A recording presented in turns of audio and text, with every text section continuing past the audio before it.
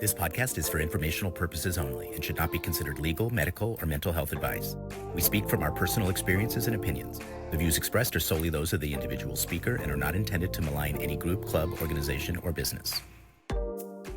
Welcome back to Confronting the Line. And, we're here to confront the line between transformation and exploitation, between help and harm. And today I have back with me Ben Eisenberg, who in a recent episode shared with us all his campaign to share his lived experience of having been somebody who did the Landmark Forum. Ben's recent article that he posted up on Reddit and Medium that outlined his personal experience of growing up, starting doing the Landmark Forum, which is the core program of Landmark education, Landmark Worldwide, at the age of 7. And then growing up in a household in which that ideology, that language was sort of the almost organizing principle. And we ended that episode with Ben letting us know before he published, he was going to be sending to Harry Rosenberg, who is now the board president. He was the CEO, but now he's the board president, and Mick Levitt, who is the acting president right now, as well as Landmark's Inside Counsel, was going to be sending a copy of the article and inviting them to participate in the postscript, to say a reaction, which he said he would include and honor. Mm-hmm. And so we're here today to talk about what happened. We're going to go on what happened and Ben's response and feelings about that. And then I'm also super excited to introduce you all to Lindsey Moon Hartzel, who literally has been, like, for me personally, just a total angel. So she appeared on the scene, I guess maybe. So Lindsey appeared and she and I have been talking a lot. And Lindsey is also somebody who did the forum when she was 14. And her life, her growing up life was very shaped by Landmark's work. Again, this is more than just a program, guys. It really is and becomes a lifestyle for a lot of people. It becomes a kind of organizing ideology, way to interact with the world, with each other, relationally, functionally, like that. And so Lindsey grew up in one of those households, and then her husband also, from the time he was very, very, very young. So Lindsey's passion and interest has been really looking at the impact of this type of work that Landmark does. Other groups do it as well, but this type of work on children. So she is going to be she's going to be doing some episodes here on the Confronting the Line channel called Children of the Forum. She has a fantastic Facebook page and group where people who have been raised in these kinds of things can come and talk about that. And she's going to be talking to experts, some of our favorite experts and Betts, different people, about what is the impact of this kind of teaching, training work on a brain that's not yet fully developed. So I wanted to use this opportunity of Ben's reaction and kind of we're gonna analyze the response to introduce you all to Lindsey. And she'll be a frequent guest in her own show, but also probably with me as well, because we just talk all the time and we want to share what we're learning with all y'all. Okay, Lindsey, anything you want to say by way of saying hi to the audience?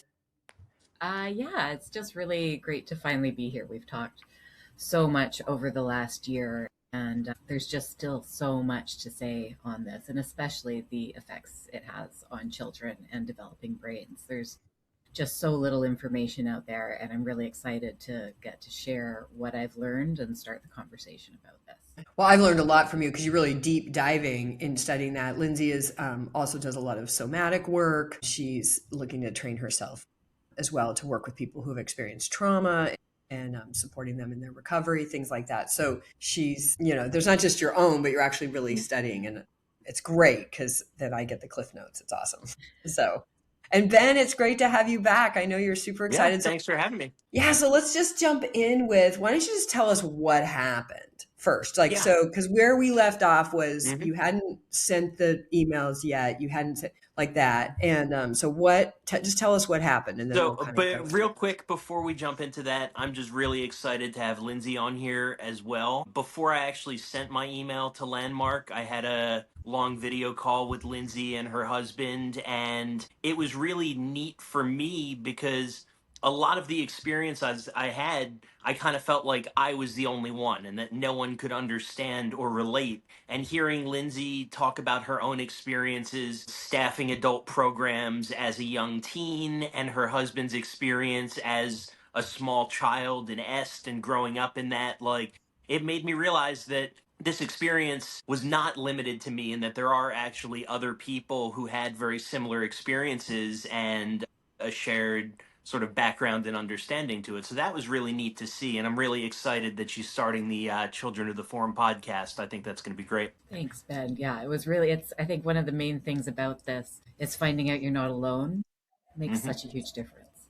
Yep. So many of you have already read the piece that I wrote on Medium, and I had written the first 3 sections about 6 months ago, and had it finished with the landmark didn't end, it just went home.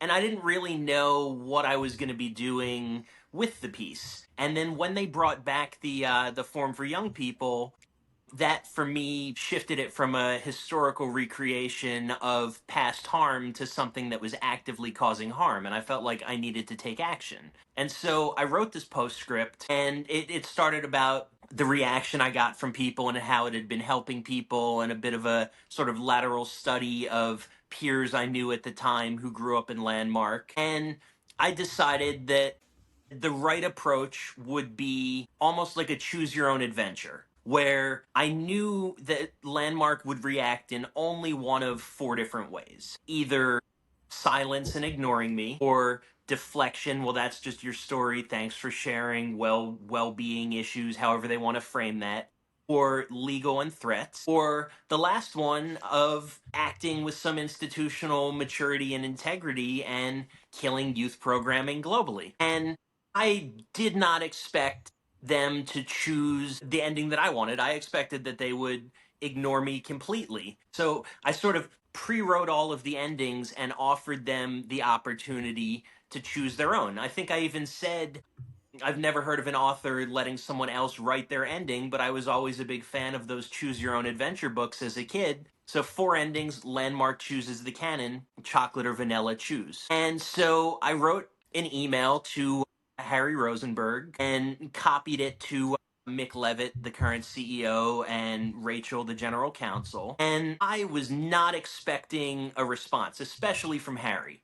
To be perfectly honest, I was trying to poke him a little bit and see if I could get a response. I called him the ghost behind the curtain, and the person who they call when the narrative begins to fracture, and almost daring him to respond, because his whole persona is behind the scenes. He's keeper of the legacy and of his brother's myth, and he can't really be seen. So I wanted to see, okay, can I get him to engage with me with zero expectations? And so I sent the email, I guess it was a couple days before Christmas, and was not expecting anything. Gave him a 10-day timeline of, hey, I'm going to publish this, and so this is your opportunity to choose the ending. And much to my shock, 3 days later, I got a personal email from Harry Rosenberg saying, yeah, okay. And now we're going to talk about the content of the email, but I was absolutely floored. I was not expecting them to cut off the limb that is the Forum for Young People. But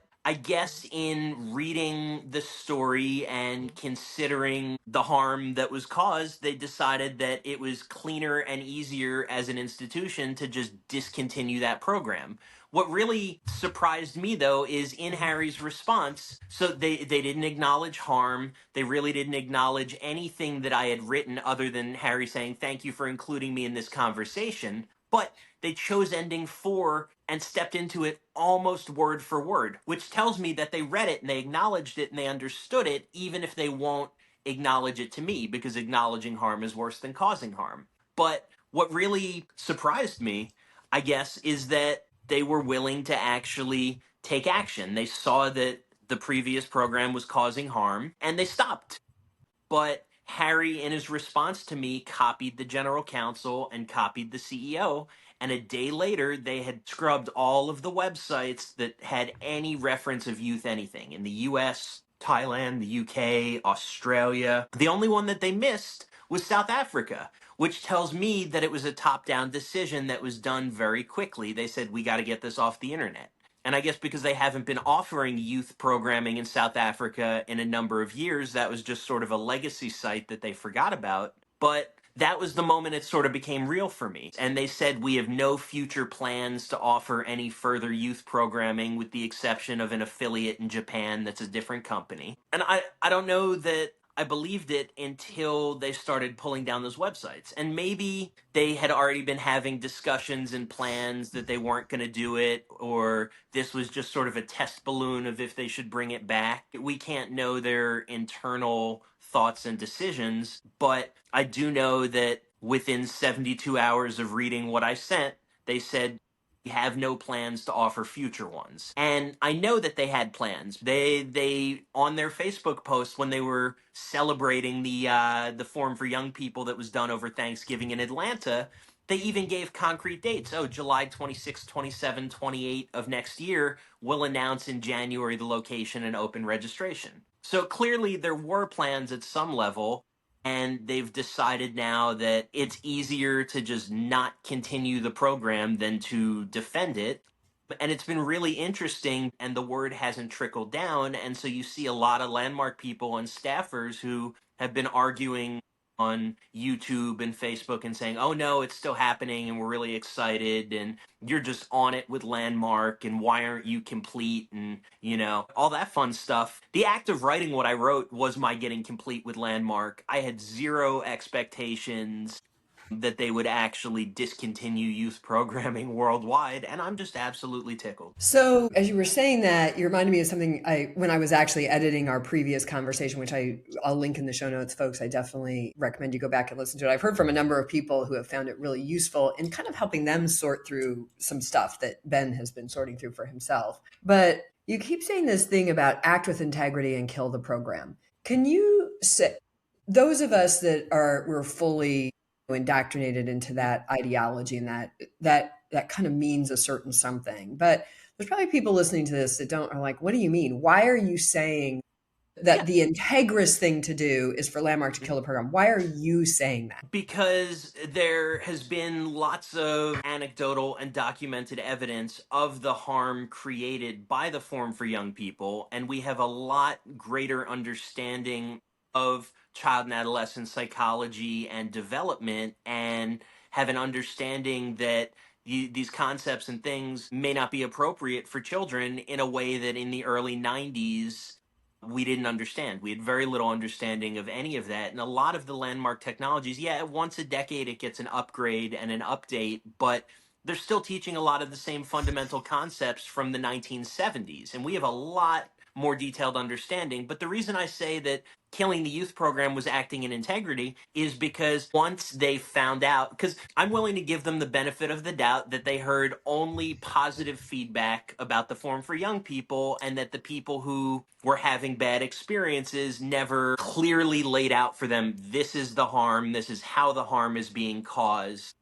Well, there's no forum. Just to be clear about, this is one of the things that people think I titled my book, "Is This a Cult?" to, I don't know, get clicks or whatever the hell. No. I titled it because that is actually the question I was asking for myself because of things like this. Because they don't actually have, this organization and many others. Yes, there is a way you can file a complaint. You can say this happened, this was negative, whatever, but it is always handled in a suppressive way. And it is always handled in a way they recreate. I'm sorry that happened to you. I'm sorry that was your experience. They do not acknowledge. Typically, occasionally you would get a leader like me who would be like, no, that was wrong. Let me get in with HR about that or whatever, or my husband or many others. But they do not.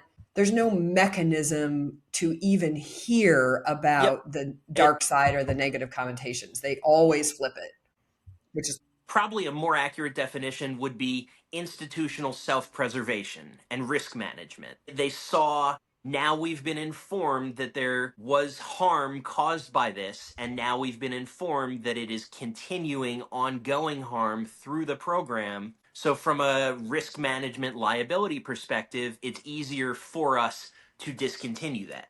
But the very act of removing a profitable program, and more importantly, it was sort of a sales funnel for parents to get their kids involved and their whole families, whether it was directly profitable or not. But they removed a program that had some benefit to them. And so that choice is an act of institutional maturity, even if it is only self-preservation. And I'm calling it integrity because that's the language that they use. They acted within their own principles to continue what the program while discontinuing the harm. So the regular form and all of the other landmark stuff is still there. That hasn't changed at all. You know, we have talked and have some thoughts and feelings about the broader program, but for me, my priority was a 7-year-old, an 8-year-old can't consent, can't understand these concepts, and actually the imprinting of the framework on a small child before they have a fully developed sense of self is where that harm occurs. So the institutional maturity, whether it was ever framed internally as we are going to prevent the harm of children, is what actually occurred, regardless of why they chose it. So, and it is my understanding, I'm gonna read the letter next and get Lindsey's voice in here. Okay, back without Anne's fancy new headset because something went crazy and it stopped working. So Ben, I love that you got this response and that you got, that I had no doubt you would get a response. I actually would have been surprised had Harry not responded. Landmark is in a perpetual state of cleaning up their reputation. They just are. They have been since I've been participating in 1995. I wasn't really in leader circles and whatnot until 97. I call the marketing department the Department of Defense because so much of their effort has been on fighting the question, is this a cult, which has been being asked since the beginning, and the question for themselves. Yeah. They've never actually gotten, well, gosh, why do people keep asking us, why does that keep happening? And they kind of like when complaints come at them, they don't always look. Sometimes they do, but mostly they treat complaints like it's some misunderstanding on the part of the complainer. And this is a common thing in self-help that's, I'm out to be a speaker for, a stand for the safe and ethical practice of personal and professional development. And this practice of when somebody disagrees or whatnot is actually them not getting it is very unhealthy, very unsafe, very wrong. That was the thing that to me felt so extraordinary in Harry's response. And we're going to go through and we're going to parse it, but they don't really ever acknowledge harm or the past or anything like that. And so for them to not push back, not deflect, not say, well, this is just your story or thanks for sharing, like to me, that's what feels really extraordinary about it. They didn't acknowledge what I wrote. They sort of sidestepped it, but they chose the ending that I wrote for them where they eliminate the active harm. Well, Ben, hopefully forever. As they would say, context is decisive. Now, I'm using context in the actual meaning of context, which is the environment, not something that you invent and enroll others into or haven't gotten. No, context is the environment. So had you been in a seminar standing up and going, look, I think da-da-da, and a leader was there on the spot having to interact with you, you would get a different kind of response. And it would be colored by that leader's training and experience, be colored by the mood and shape of the room. It would be the other participants. But this was, I'm publishing publicly this, and I'm giving you an opportunity to respond. So, Lindsey, anything you want to chime in here, and then we'll read Harry's response and we'll discuss it from there. But I want to give you a chance to get a word in edgewise here. No, I thought I would just chime in once we started going over the letter, and I can bring in my 2 cents. Great. So, dear Ben, this is the response directly from Harry. Thank you for reaching out and including me in your message. While I'm no longer Chief Executive Officer, I thought it important to address your concerns and tell you about the evolution of Landmark as it exists today and will exist in the future. So it's important here to note they are in the midst of yet another reinvention. I've personally been through 3 major reinventions since I started participating with them actively. And we know this from other communications and PR announcements all the way from the bankruptcy and whatnot. So he's establishing that here. I also think, go ahead. I was just going to say, even from that very first beginning, it's like, I'm no longer the CEO. It's like he's distancing himself from accountability while still speaking with authority. Well, and I think it's important to note that in my email to him, I called him the ghost behind the curtain and the keeper of the legacy and the person they call when the narrative begins to fracture. And I said, I know you're no longer CEO, but you are still all of these things. And Harry, after being named that directly, didn't push back, didn't dispute any of those characterizations. He just said, I'm no longer CEO, Yeah. and then Well, proceeded that's to not speak for the PR. organization. Yeah, you don't interact with what you don't want to bring attention to. So that's a PR rule, right? So I just see this as and Landmark's very big into this accuracy. Like they want to go accuracy. There's a way in which accuracy can be weaponized, but we'll save that for a different episode. So next sentence, first I want to acknowledge and appreciate the stand you are taking for the well-being of young people. So this is training 101 inside their own training. First, acknowledge what somebody says and always acknowledge the higher ground, right? I know that commitment is shared by Landmark, which is the distance, right? Even though he's the board of directors, everything the board of directors directs. They are the ones that run that show. But I know that commitment is shared by Landmark and by me personally, which I'll go on the record as saying I actually believe that is true and that Harry believes that. Harry's fundamentally a good guy. I still think this. I'm the moderate in this group. The care, safety, and experience of participants in all of Landmark's programs, including young people, is a top priority. That I would call bullshit on. I saw a staff member being screamed at, belittled, humiliated, and shamed as recent as 2024. And it's the same script. What I mean is the harm, that level of verbal abuse is so utterly common in that organization. I actually think they don't see it anymore.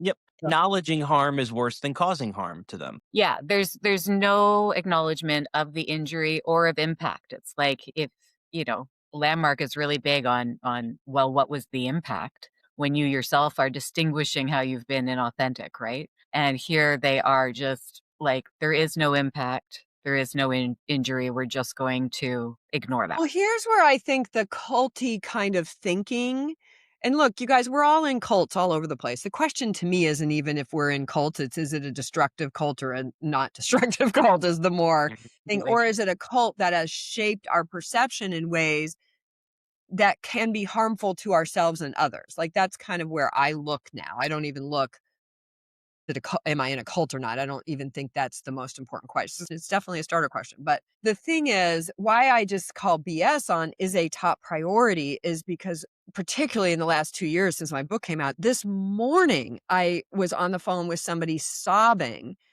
out of having realized the harm that she's been grappling with in her life that's left her estranged from her family, harmed by an ex-husband, harmed by a dad, an abusive dad, an abusive ex-husband, and now even her son. Like, and all that time she's been in the Landmark ideology that what the leaders told her, which is that she was the clearing for that. That was the place for her to gain power, was to take responsibility for it, for her to work on herself. Now, look, because I know the work from which this all comes, I know what they think they're saying, but they're so tuned out to the actual experience of harm and the impact that it has on humans. They have very little trauma-informed training. They don't know what victim blaming is. And that's constantly what it is. It's just shaming victims over and over and over again for experiencing life like a victim, as if that's like a choice. You're choosing to be a victim. On a level, I conceptually understand what they're trying to do, where if you accept your role in it in whatever capacity, it's supposed to have an empowering effect where instead of being the victim, you are empowered by taking responsibility for your role in it. And conceptually, that's a good thing. In practice, it doesn't ever work like that. Yeah, and it's really situational, right? Like there can be situations where that could make a difference. But when you're dealing with like the abuse of your father or a parent, or a spouse, it just doesn't apply. When you're in a abusive relationship, it's not your fault you're being abused. Especially as a child. But a child, even as the adult of the child, it's not their job to take responsibility for their abusers. To me, it's just all misuses and abuses of spiritual, psychological concepts. And then there's a fair amount of newer knowledge, but I'm talking about newer, like the last 15 years. We're not talking about yesterday, like we suddenly discovered that leeches were bad.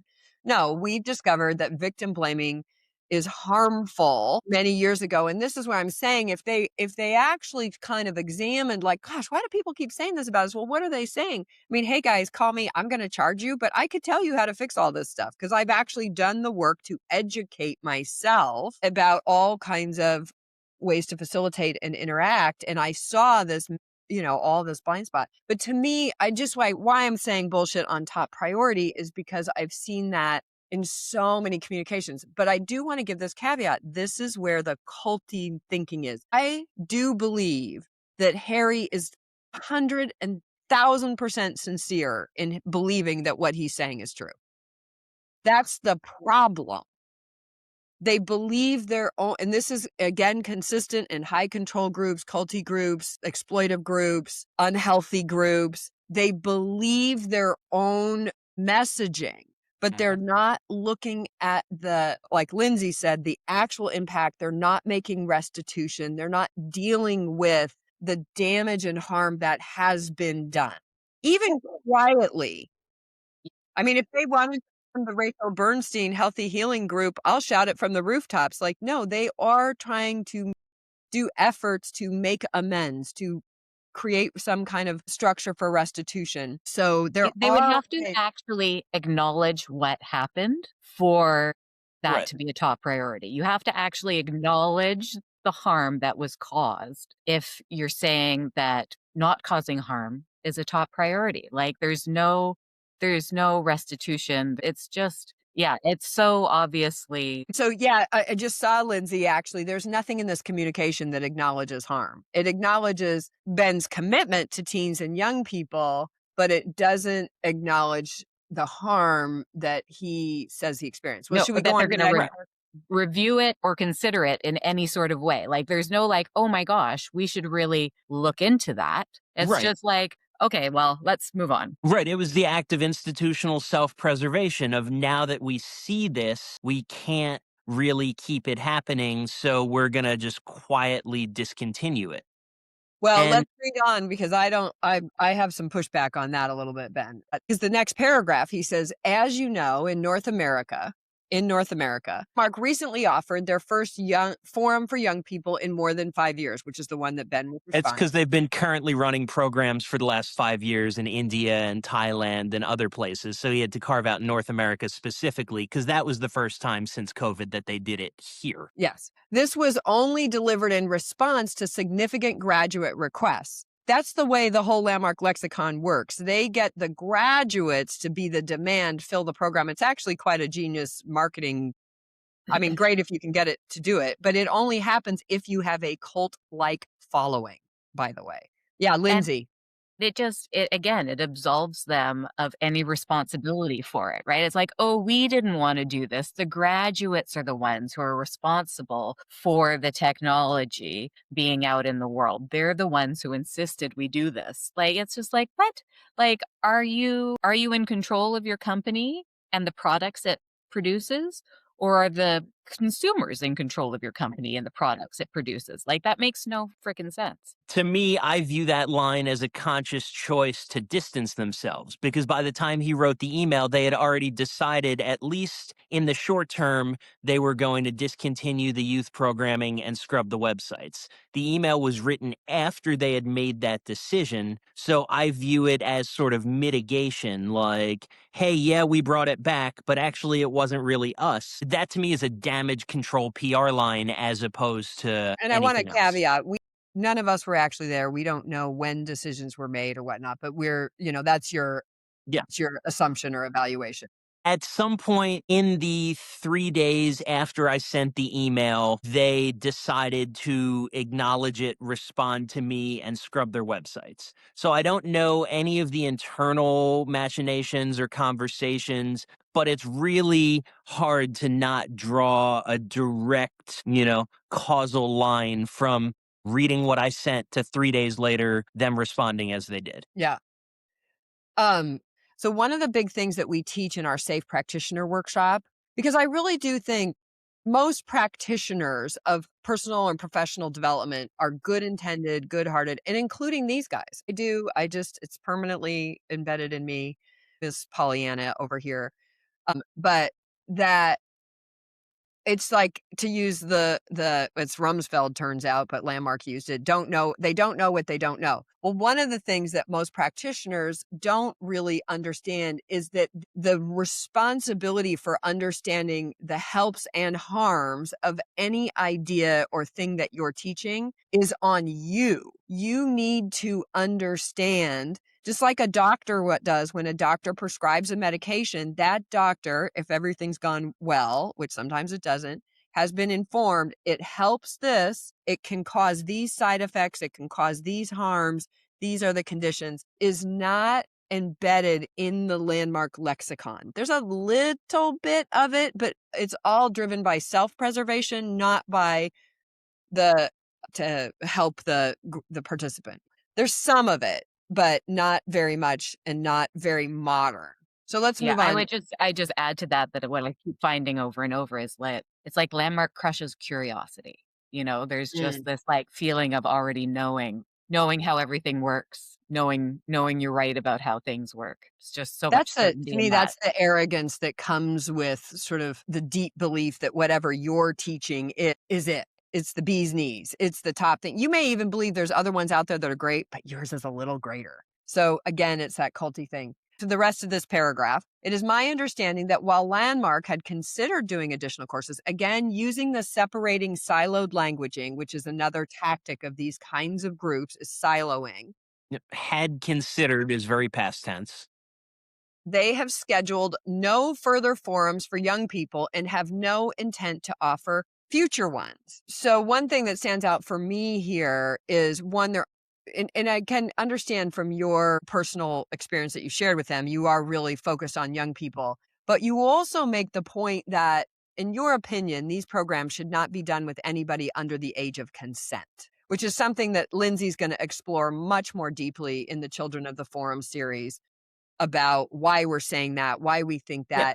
But I do want to. We didn't understand informed consent back in the 90s when we were doing this stuff.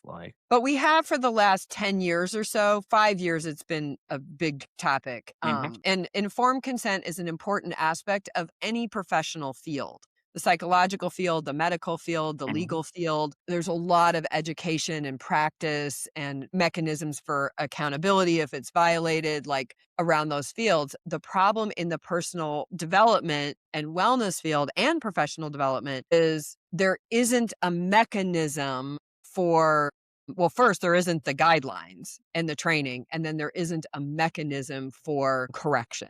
Anything else before I go on to the next one? Well, so, I mean, they said we no longer have intent to do this and there are none scheduled. So there are a couple things in there for me. First, there was one scheduled. So either they unscheduled it quietly and are framing it as no plans, but also intent now doesn't mean that intent won't change later. And for me, the copying of the CEO and the general counsel and a day later, all of the youth content being removed from the website is what took it for me from, they're just saying what they think I want to hear to they're actually taking action for now. If they, in a couple weeks, announce the new youth forum, then we have Harry, in his own words, blatantly lying. If they bring back the websites in a couple months or a year or two, then we have Harry, in his own words, lying. And they can say, oh, it wasn't our intent at the time and the intention changed. And then that's a different conversation because now they understand the harm that's been caused.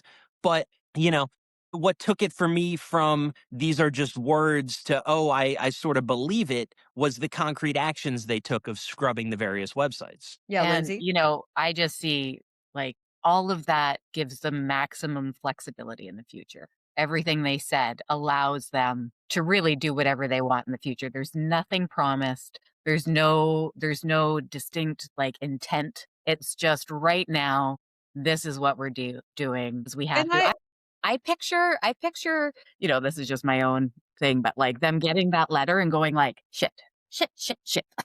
What are we going to do about this? Bad press, yeah. Yeah, how do we handle it? Okay, so what's the best way to control this damage?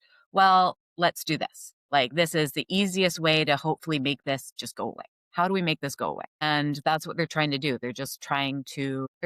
My feeling is they're trying to shut people up. as quickly as possible Mhm. so that nothing really solid ever comes out about what's bad about Landmark. Yeah, I think it's even more culty. So that's so great because I love you guys are both on the other side. I'm sort of the moderate in the middle here because my opinion is they're in a cult. So the thing that a cult, and by them I mean the staff. Like this is kind of where I've come after 2 years. It's a little bit where I was at by the end of my book, and the answer to my own question is, well, if program leader, definitely cult, at least culty. If you're just a participant, you're participating in programs offered by a cult or culty group, whatever you're comfortable with, or high control group or whatever. But I do think they believe what they say. That's the part of the problem. They don't question, and this is a part of the problem in all these kinds of organizations. And they taught me this. This is what I teach when I work in organizational consulting is like the first thing you got to do is get really brutally honest with yourself. And you got to do the work. You got to look, you got to bring in outside professionals, which we'll get to the next paragraph. So I always have this tiny bit of hope that I think that they believe it, and who knows, I'm probably wrong. I have a lot of people that think I'm wrong. That could be very much. It won't surprise me at this point. It'll disappoint me, but it won't surprise me. But I do think that it's the foundation that they've got, Mhm. that we have something that nobody else has. We have a technology. Werner, sure, he brought it from all these different things, but he put it together in a unique way. Nobody else has it. Nobody has what we have, and what we have is special and is transformative. That could be true, but they still keep not looking at, but where is it harmful? And wow, we've had hundreds. I have, hundreds and hundreds of complaints. I know they have. They set up a complaint line at one point, and Harry shut it down after 3 months. He was the CEO at the time because he acknowledged, he said it on a staff call, we're not going to follow up on all those complaints. We don't have the bandwidth. We don't have the ability. So it doesn't have integrity for us to have a complaint line because we're not going to actually Yep. do anything about those complaints, which in a twisted way, just how you described, Ben, that is integrity by their model, but it doesn't deal with the harms. It's just like Facebook, when that gal put out that paper that said Facebook did these studies and found out that Instagram was harmful to people, young brains, and they knew all that. The cigarette companies, they Mhm. knew that the product was causing Yeah. cancer. The chemical companies, they know, and they decide that it's more profitable Mhm. to continue and just pay off the harm than to actually adjust to mitigate the harm in a substantial way. Absolutely. And where I make a distinction in this, so it's been really interesting reading some of the YouTube comments on the video that you and I recorded a couple weeks ago. So the letter from Harry, which was copied to the general counsel and the CEO, that to me is the highest ranks of the institution coming together and making a risk management decision for the organization. But the response from people, the leaders and the people who are still very enmeshed in Landmark, for them, they're not making strategic decisions on risk management for the business. They are living fully within inside that frame. So one of the comments that really stuck with me, there was a guy who said, I think talking about you and I, Ann, because we were the only people on the podcast, if either of them were in my form, I would have kept really a close eye on them or something like that, which to me completely misses the point and solidifies that that person is still very much in a cult mindset. First off, if Anne was in my form, you're a fucking form leader who did all of this. Like I don't even know who this guy is, but I promise you, you have more involvement and more leadership in the hierarchy than him. So, if she was in my form, I'd keep an eye on her because she doesn't understand the concepts. Okay, yeah, that doesn't make any sense. And if I was in your form, no, I was in it at 7. My trauma was caused by Landmark. It wasn't like I was in it because sometimes when you're in a form, you can just sort of look around the room and tell from a distance that person's broken. Like you can see it on them in advance. And so those are the ones who the form leader is keeping an eye on. Like, I see this Yeah, we person have is having. at every break, do a well-being checklist. You already have a list Mhm. coming in from the registration fulfillment manager of anybody that could potentially have a concern about, although they do recommend people with certain mental health conditions and whatnot, not do their programs, but it's only a recommendation and you can go past that. Plus, they make exceptions pretty regularly. And look, I get it. They're not mental health professionals. That's their safety stop. They always go, we're not mental health professionals. Well, they used to have in the early days, they had mental health professionals who were doing those screenings. And now it's all landmark leaders, but they do have a process. And at every break, you're going through the list and you do have a certain level of like, we know if people have not gotten sufficient sleep. We know certain things. I was actually a wisdom course leader, I led the leadership training program. I led the self-expression and leadership program, and I led the wisdom area programs, which was a senior graduate program. Oh, and I also was in a lot of research and development offerings. Exactly. And so for the ego of this guy who's a form leader to say, well, clearly, like, I would have seen Anne and Ben's trauma if they were in my form and I would have prevented it from happening. First off, that's a nonsensical hypothetical, but also it shows you just how deeply enmeshed in that framing he still is, that like he can't process anything that's being said or written. So he just has to default to, I'm better, I understand the system better than them. If they had been in my form, I would have stopped that from happening. These are the kind of comments that I like to call landmark showing their whole ass, where it's just like, you're not doing yourself any favors. Like, you're just proving our points over and over again by how you're reacting to this. Like, you can't see that.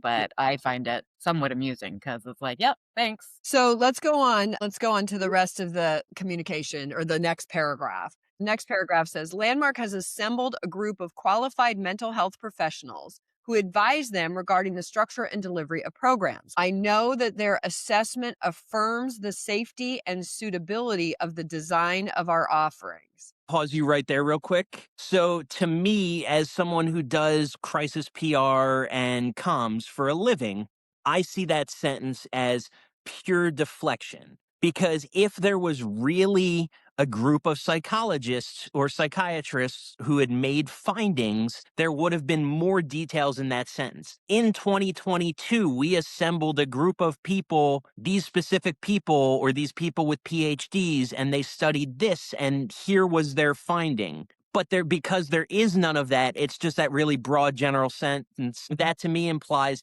hey, look, we're kind of covering our ass and backtracking by being like, look, this has actually been reviewed by real people. We just can't tell you who they are. Yeah.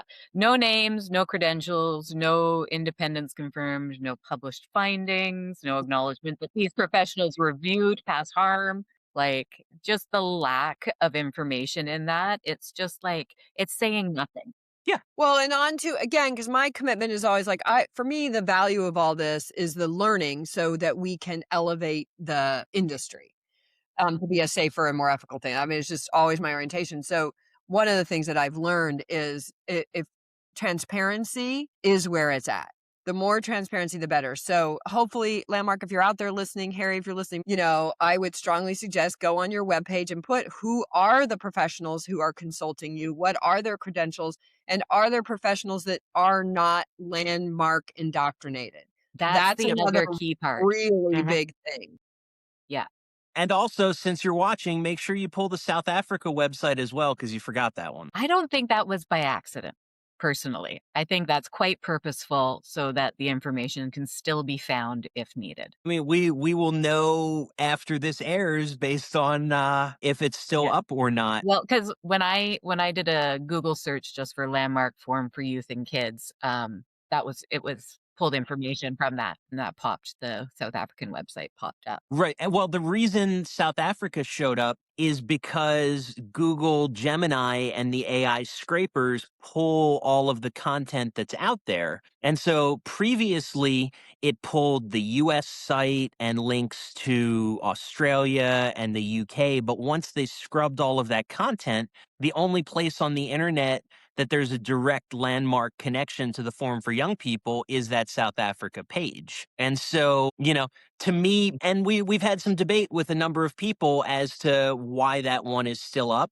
But in my mind, removing Australia, US, India, Thailand, the UK proves that it was there to begin with. And because it happened all on the same day, from a crisis comms perspective, that reads to me as a, oh shit, we need to scrub this now, and a frantic action where they missed one as opposed to trying to be stealthy and keep one up. And we'll see based on what they do going forward. I was impressed with this. I think this is an improvement from what I would have expected to see a few years ago. So I think they're moving in the right direction. But again, as we've stated, I tend to always look for the best in people. So, let's acknowledge this was a response with 3 days over a holiday period. I was surprised, as you were, Ben, that they even removed the web pages, which I think was a positive action. And I give them kudos for that. Mhm. And it would not surprise me in the least if I'll be again, the moderate, if they missed one, not realizing. Because there's one of the things that an organization like this has is that's kind of a unique feature is so much of their programming is created by, requested by, enforced by, managed by their army of, they were volunteers. Now they're in leadership programs, but they're also graduates. I mean, this is another thing that has it be somewhat of a kind of culty organization is that you have your fans doing so much of the work for you, including putting up websites. And they've gone back and forth about that. It's kind of a problem I do know they have wrestled with. Like, there was a whole period where they tried to suppress it completely, because people would do the forum in Dallas and then set up Facebook groups. Like, they've had a really hard time with the whole way the internet and social media has evolved and how to manage that and how to be responsible for it. And frankly, guys, just get a really great outside people that have never done any of your programs. That's an important piece. You need outside lookers that have a lawyer, a PR outside. And so I'm hoping maybe when he says that, maybe they have some of that. But we don't know because there's not, and I wouldn't necessarily have expected it in this email, but I would love to see it in the future. If you are being consulted by a board of professionals, make that known. Tell us who they are. It adds credibility. It makes you seem like a more real, credible, safe organization. They have a trust problem because this is 50 years of this stuff that's been going on. So anyway, let's get the rest of the paragraph in here. So as we can tell, this is a really hot topic and we all have different takes. So at the same time, Landmark is recognizing the increased and appropriate focus on today's world on safeguarding young people. So, well, okay, great. To me, that's a critical sentence. That is after the, hey, we have these psychologists that's saying, look, our programs aren't harmful because we say they're not. Then to me, that's them recognizing, yeah, but actually like what we felt was appropriate in the 90s for kids, we realize maybe is not so much anymore. Like that's a hedging sentence that didn't need to be in there. Yeah, it sounds like to me like the world has changed. We didn't. We have to follow along. I take it on its face value. I think they are recognizing increased concern and appropriate focus on safeguarding young people. Like you said, though, it doesn't actually acknowledge that potentially some of their programs could have been harmful. But we know that from our system, that's actually a dangerous position for any organization or company to take. But it acknowledges without actually saying it, because you have to think what's not being said as well. They're acknowledging that wasn't the case in the past by acknowledging that is now the case. Okay, interesting. So final sentence, I know that Landmark and Mick Levitt, CEO, fully support the spirit of that concern. So I do find it interesting that they work so hard to maintain their silos, but knowing what I now know about Werner, I kind of understand because Landmark as an organization existed as a silo, right? So Werner Erhard and Associates has taken a dive. Werner's, bad behavior is getting publicity. The IRS is after them, all this stuff. So how they handle that is they silo Werner over here and they create Landmark over there. Each new design has been a kind of siloing. Well, that was that era. This is this era. And the thing is you have to continue to own all of it. Always. And in any evolution. So let's go on to the next paragraph. While I understand the recent forum for young people was successful, by what measure, we have no idea. I mean, they have to call it successful just because anything they do, they have to call successful. Yeah. That line makes me so crazy. Oof. Just Like successful, like how Landmark deems something successful is there were participants in it and they had a good experience. Well, I Like don't know that. that it's even they had a good experience because no one is evaluating the experience of the 112 8 to 12-year-olds. It's that the leaders of the Forum for Young People, who y'all know who you are, I don't need to say your names, but the ones who were posting on Facebook celebrating the event, they called it successful. And if the leaders are calling it successful, by Landmark's definition, it was successful. We talk about that harm reduction side. There is no longitudinal study or follow-up of the young people who were in the program, seeing how were you like before, how are you like now, what changed for you, what's beneficial. There's none of that. So it has to be, if the leaders say it was successful, then it was successful. And so that to me is reading between the lines on that one. It's just like a self-sealing loop, right? Like Absolutely. there's no way. Well, and I can tell you, as a program leader who regularly led and, you lead a program and then you on Monday or Sunday night or whatever, you get on a call with your committed listeners and your area managers and all this and that. And you get to share, it's an overwhelming experience. This is a large group awareness training, which relies on a peak experience. So Mhm. if that peak experience was felt by the leader, and it's usually evidenced in the participants sharing, Yep. it's kind of like going to a really good concert and everybody's like, man, didn't they play great tonight? That was awesome. Mind that there might be, a few people or 20% or Yeah. 30% that are just kind of quietly walking away like, oh, thank God I can get a good night's Now, sleep tonight, uh, But nobody's question for going you. to a concert thinking it's going to change the rest of their Yep. lives, right? Or So, that the concert is saying they're going to do that. mhm. That's what the success is supposed to be, right? The successfulness is supposed to be that a difference was made so as to change these kids' lives. And there's just like that's not You would quantifiable, have to really. follow people to be able to say that with a kind of ethic, truly ethical stance. You would have to follow people over time, which they don't have, they don't do. And this is again a common thing with many development and wellness practitioners is they don't necessarily, all they have is their experience in that moment, which is anecdotal and worth noting. But just to finish, the measures for success that Landmark used when I was a leader, and I don't have any reason to think they've changed, is how many people that started the program finished the program, so they stayed.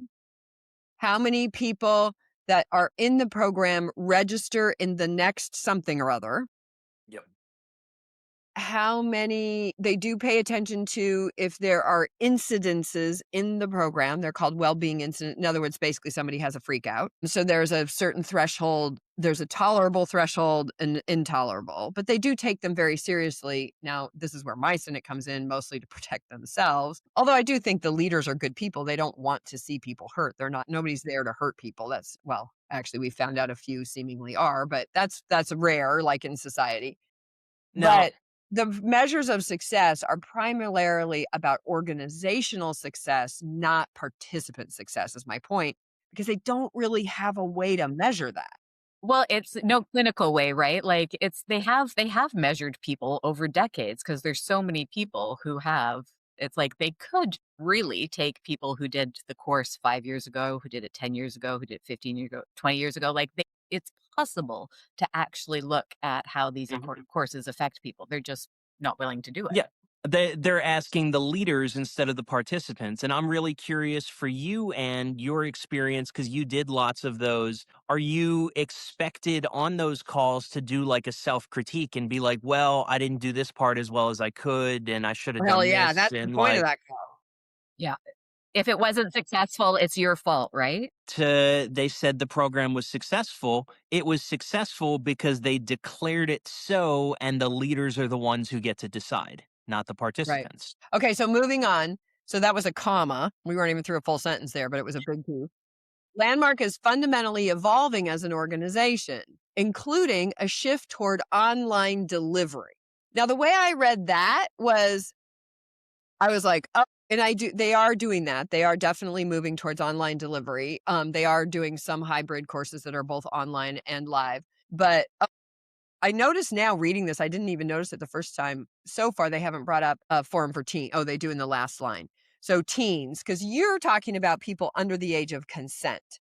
And I think they might have missed that a little bit, because it's my understanding also that while they're not offering the young people forum or the teen forum, they do allow people as young as 15 into the adult forums with parental consent. So that kind of struck me. So yes, we're not acknowledging that there's harm or there might be problems or there's redesign need or whatever, which, although I do think it's likely they're doing those things in their own way. They're always redesigning everything.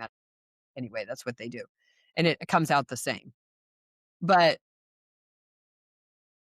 the online delivery is part of why they're not offering, rather than we recognize that maybe these programs aren't appropriate, like given what we've learned of human development, brain development, et cetera, et cetera. But a logistical justification is cleaner. Hey, kids ones have to be done in person and we can't, we're shifting towards online. So again, these are all to me post hoc justifications. They decided that in response, they need to discontinue youth programming, at least for the time being. And then they had to come up with, they couldn't just say we choose to end youth programming because we choose to end youth programming. That's too clean. They have to come up with retroactive justifications. Oh, we're shifting away. And actually, it doesn't cause harm, as our unnamed experts say, but the times are changing. And now we have a new focus on well being. And also, it's online.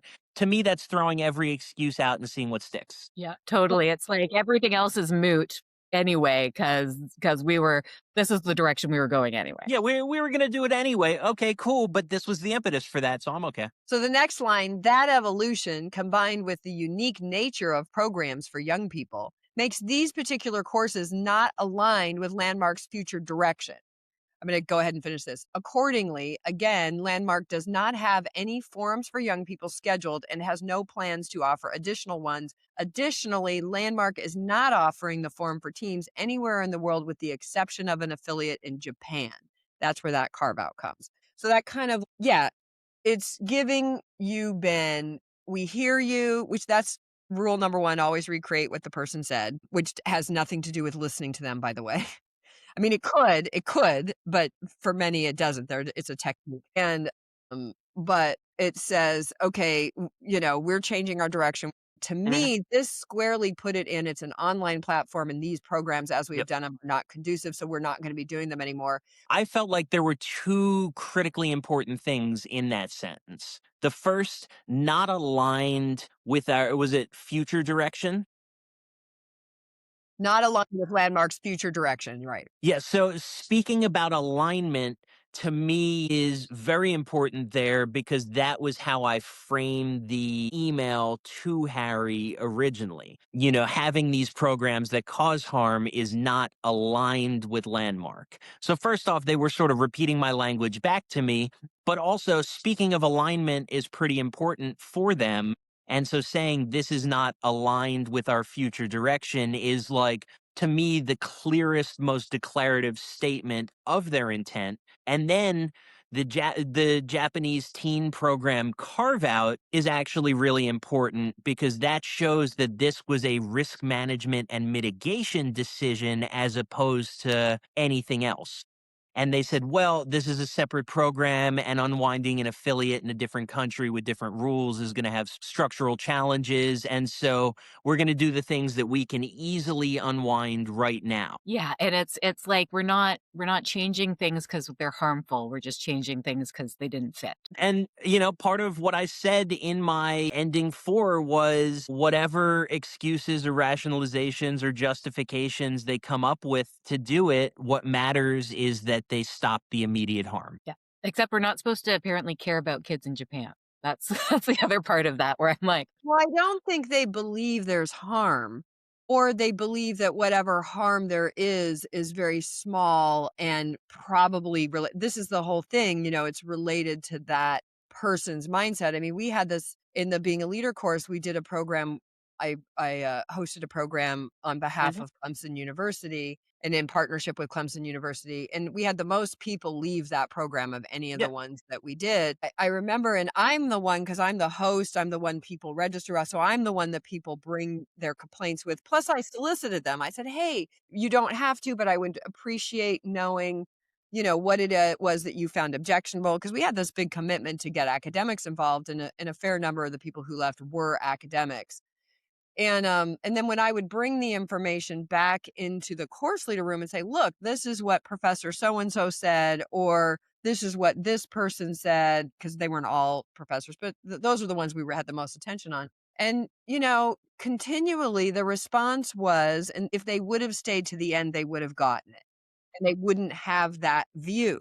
So there's this automatic reflexive dismissing of the Well, other. what to me is really noteworthy about that response in that sentence. So again, it's about acknowledging harm is worse than causing harm. They could have very easily said, we have 100,000 young people who gave good experiences. We're just going to disregard yours. And it's not to say that my experience is any more valid than the people who had good experiences with it, but I framed it to them as this is documentation of the harm that is being caused. And once it was framed for them that way, as this is tangible documentation of the harm and now it's ongoing, then they internally, from a risk management perspective, not my story being more emotionally valid or anything than anyone else's, but my story carried more institutional risk for them.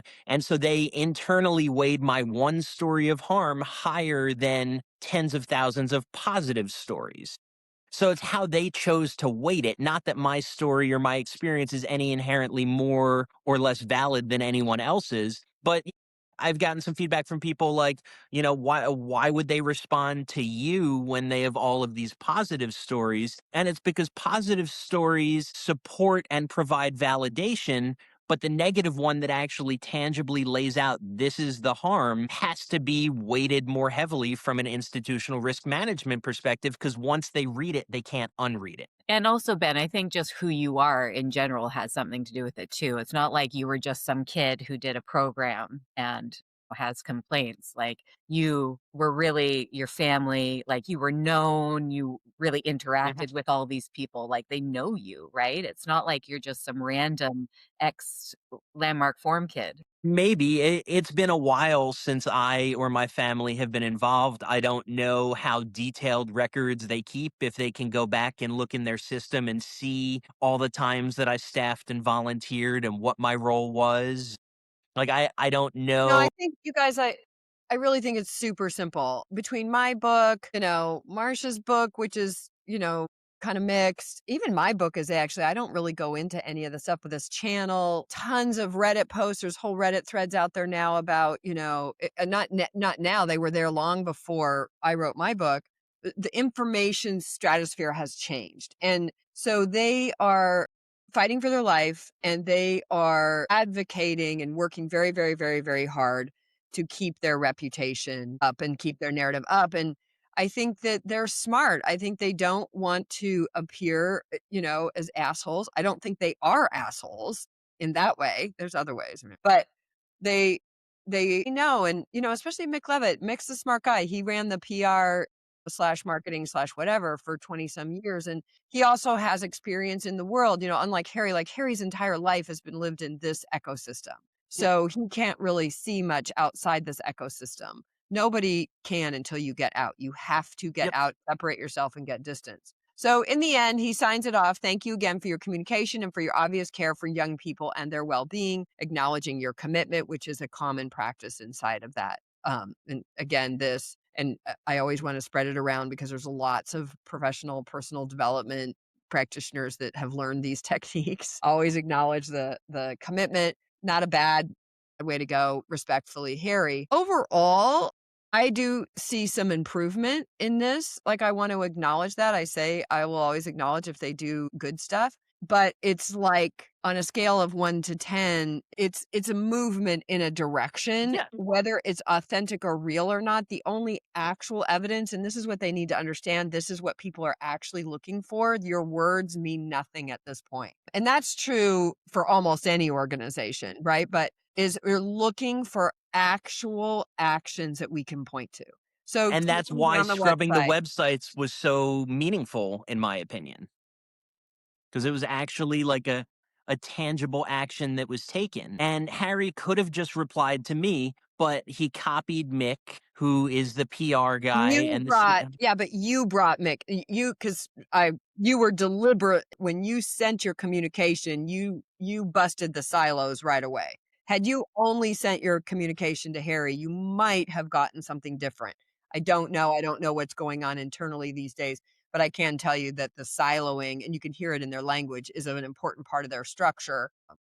Absolutely, but Harry is not the one who is scrubbing the websites or instructing people to scrub the websites. The instructing people to scrub it was copying the general counsel. And yes, I did include the general counsel and the CEO in the original email, but when he replies speaking on behalf of the organization and copies them, that is direct instruction from the top. And then a day later, they scrubbed all the websites. It's one way to view it. I've been in a lot of those tables. They do decisions by consensus or silo, kind of nothing in between. So Lindsey, so we've read the whole communication. I want to give you an opportunity to get your voice in here a little bit more. Anything sort of in conclusion you would say about that communication or this? We'll have lots more shows on Children of the Forum where we kind of look at some of these deeper issues about the impact of this type of training and work on young people. It's a big issue right now, the troubled teen industry. There's a lot going on. Shout out to Carrie Bunn, who's trying to do a documentary on the CEDU schools and whatnot. And while those aren't exactly the same as Landmark Forum for Young People, there's a lot of similarities. So anyway, so what do you want to say about what you see here? I think just the thing that stands out so much is how it really is just like other corporations trying to protect itself. And you can tell that by the letter. It's very polite. It sounds really nice. Like they did their very best to make it sound so nice. And that's a lot of Landmark. It's like on the surface, it sounds really great. But once you start actually delving into it a little bit more and using more than Landmark's ideology to look at things, the discrepancies start to come out. You get to see that this isn't some integral part. This isn't a company that is above and beyond how other companies work. Landmark is a corporation and they operate like a corporation and they do communications like a corporation. And it isn't evolved. It's just the same old. And, that's the part that just keeps shocking me. It's wow, this is just how other corporations work. This is how other people wiggle out of accountability. This is how other corporations sidestep harm. This is the norm right now in our society, is sidestepping harm. And there's an I expectation. really love for Landmark to just acknowledge harm and see what they can repair. That would make so much difference. It just baffles me that they're so stuck. Stuck is stuck though, right? So I think you're absolutely right on that. And for me, because in my mind, I was sort of treating them as a for-profit corporation and expected the PR style response, I don't care personally how they have to justify or rationalize the discontinuing of it. For me, what was most important was the preventing future harm of young people by them stopping the program. And I just want to say to Ben that I haven't said this yet, but thank you so much. Thank you so much for writing that letter, for putting it out, for writing to Harry, for having this happen, to start this ball rolling, to come out publicly.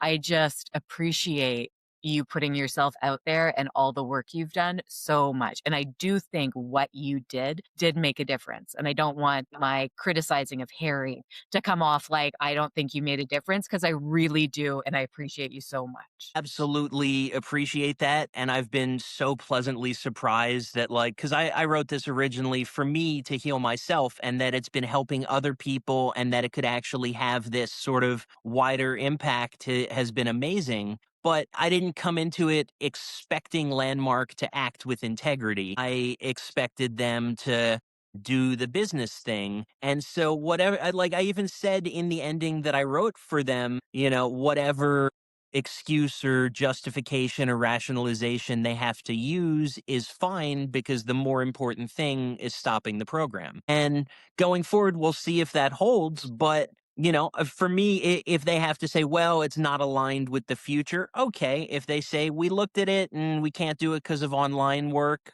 okay. I Doesn't don't know matter. that I don't know that I believe any of the reasons, and I don't know that I care or it matters, because what mattered for me was that outcome that they did, much to my surprise. Well, and Lindsay did some research with some different tools, the narcissistic playbook, GBT, and as well as some regular, AI work. And I was particularly struck by, and I think we'll use this to kind of wrap up here, a key distinction to offer listeners. It said, I thought this was just really great, is symbolic change versus structural change. So symbolic change is represented by website edits, email communications, paused events, polite assurances. That is a symbolic change. Now, symbolic change can become structural change. We're not going to, this is part of confronting the line, is be honest here. We're not here to we're not on some vendetta thing. We're on a learning thing. Structural change, though, looks like public commitments. So like if they put out a public announcement through a PR outlet,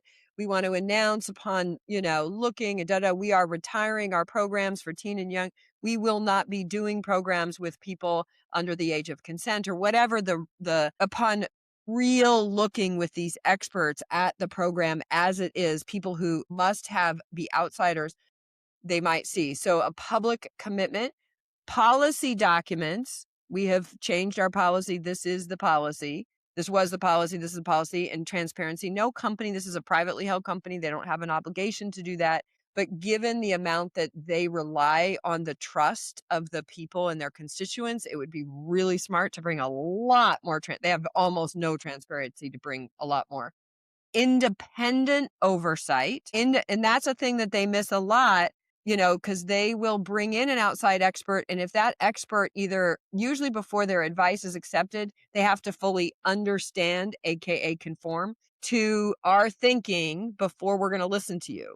No, you need to listen to outside experts who have no understanding of your world. And you do that work between what they have to say and what you have to say.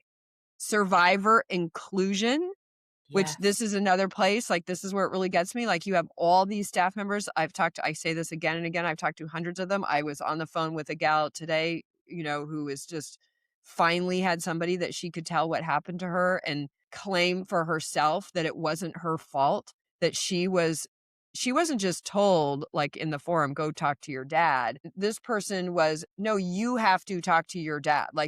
They were interacted with and all but forced to go have a conversation with an abusive person out of an ideology that you can repair anything in communication, including with people who have abused or are predatory. And then finally, no loopholes. So that's structural change. Public commitments, policy documents, independent oversight, survivor inclusion, and no loopholes. So I hear what you say, and those would be nice, but I don't know that I necessarily agree with your definition of structural change versus symbolic change.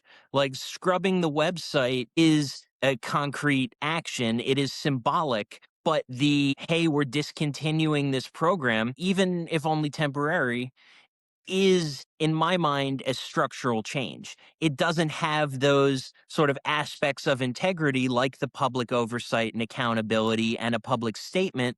But in my mind, you can still make a structural change without making it a big public thing. Ben, you made it public. Landmark did not make it public. You made it public. And you made it public, because you put it on Reddit, you put it on Medium, you put it out there. And because of the way our information world is changing, it made it public. Landmark did not make it public. And maybe that's fine. Maybe they knew that would happen. Maybe that was their intention, whatnot. And like you said, it kind of fundamentally doesn't matter. So, because if they go to restore the programs, they're going to have to deal with the information. Harry's own words, yeah. Well, they're gonna have to deal with the information environment that we live in now. We all do. We're all adjusting. We're all learning. So, including that there's a channel like this where it'll get discussed. I think they took a positive step. I think they took a positive step was, do believe that Harry believes his intentions. I actually do that.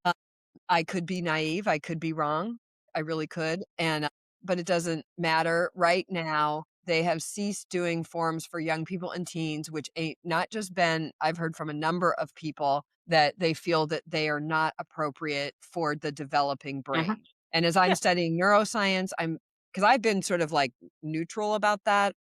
I have all of our children did the programs.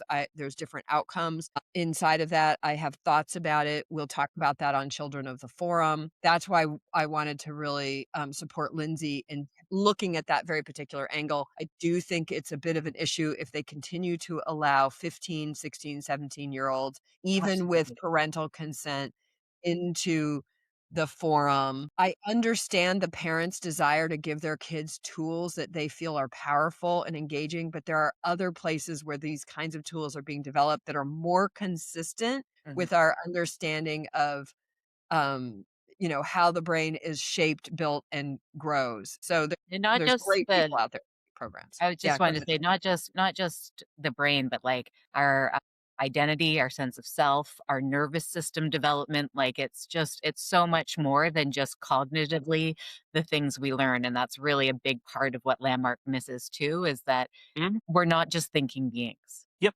I think you're absolutely right. And, I want to acknowledge for, both me and Landmark, the actions that they take or that they took were not, huge proactive things. They did the bare minimum that they could that I laid out for them that I would find acceptable and that would mitigate the damage to them. The bare minimum as I laid it out for them was quietly discontinue the programs and remove them from the website. Like they didn't go beyond that. So I give them credit for acting, but also, I think we are all very clear that it was the bare minimum of what they could have done, not going above and beyond. Well, and let's be honest, holiday week, 3 days, I didn't have any opinion about what they should or shouldn't do, to be very honest, Ben. I haven't studied this issue deeply enough to really I have thoughts about it, but they're not even organized to a full opinion. So, other than I believe that any organization, upon being informed that their product is creating harm for even one person, should take it very seriously and get independent Yep. outside advice and make decisions. And I understand that those things do not happen quickly in a global organization. So, we'll see in the coming months how they continue to act. I mean, Yep. in the end, that is what people are watching always is if you're looking to operate beyond undue influence and manipulation, what you're Mhm. looking at is not just what's being said. It's fine to include what's being Mhm. said, but what are the actions? Yep.